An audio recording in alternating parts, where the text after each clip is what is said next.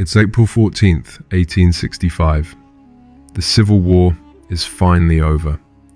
America is exhaling. Washington, D.C. is celebrating. Lights glow in every window. Music fills the streets. Abraham Lincoln hasn't slept properly in 4 years. Tonight, he just wants to laugh. He almost didn't go. His wife Mary wanted to see the show, so he said yes. Ford's Theatre is packed. Over 1,000 people. Everyone wants to see the president. Lincoln settles into box 7. He leans back. For one moment, he feels safe. But somewhere in this building, a man is waiting, and he has been planning this for months. His name is John Wilkes Booth, and tonight, he isn't acting alone. Who else was supposed to die that night? Why does history only remember one name? Why did Lincoln's bodyguard abandon his post at the worst possible moment? And what happened to the diary that could have exposed everyone before 18 pages vanished? The official story says one man, one gun, one tragedy.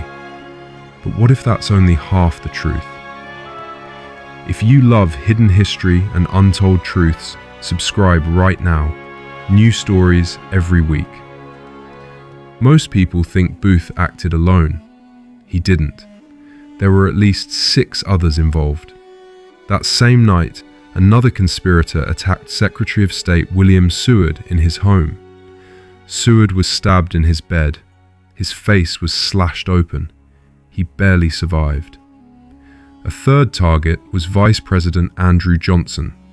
His assassin lost his nerve and ran. Think about that.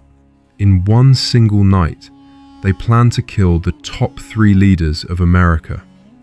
If all 3 had died, the United States government would have collapsed into chaos overnight. This wasn't a murder. This was a planned decapitation of the entire American leadership. John Wilkes Booth was not some nobody. He was one of the most famous actors in America. He had access everywhere. He knew Ford's Theatre by heart, every door, every staircase. Earlier that day, Booth visited the theater and prepared his escape route in advance. He carved a small hole in the wall of the presidential box, just big enough to see through. At 10:13 p.m., Booth slipped past the unguarded door. Lincoln never heard him coming.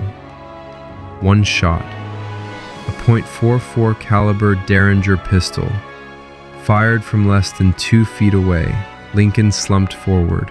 The theater erupted, and Booth leapt from the box to the stage below. He caught his spur on a flag and broke his leg. But he still ran. He still escaped. Here's something the history books gloss over. Lincoln's bodyguard left his post that night. His name was John Frederick Parker. He was assigned to guard the presidential box all evening. But during intermission, Parker walked away. He went to a nearby saloon to get a drink. Nobody stopped him. Nobody replaced him. The door to the president's box was left wide open. Parker was brought up on charges afterward. Mysteriously, all charges were dropped. Every single one. Why? Who protected him? And why did Mary Todd Lincoln never forgive him until her dying day? Booth kept a diary. After he was hunted down and killed 12 days later, it was recovered. When investigators finally examined it, 18 pages had been torn out, gone, completely missing. Those pages covered the exact days when the assassination plot was being planned and organized. Secretary of War Edwin Stanton had custody of the diary first. He was the one who handed it over.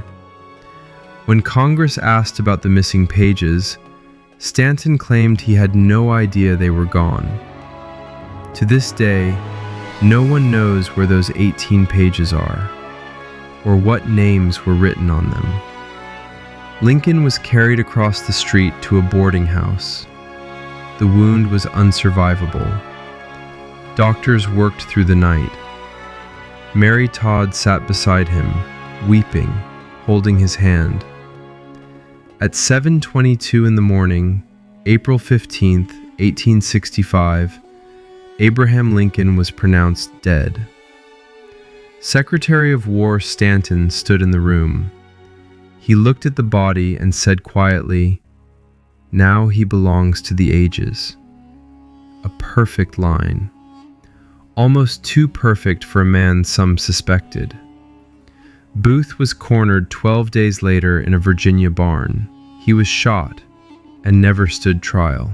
4 conspirators were hanged, but the full truth, if there ever was a full truth, died with them.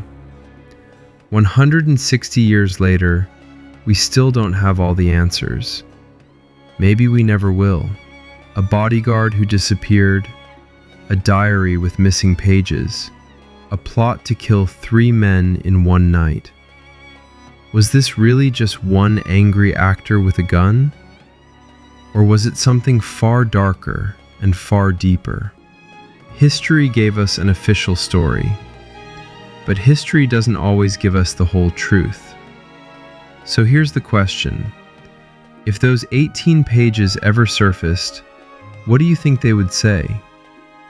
Leave your answer in the comments. Like this video, and subscribe for more hidden history. Because next time, we're uncovering a very interesting topic.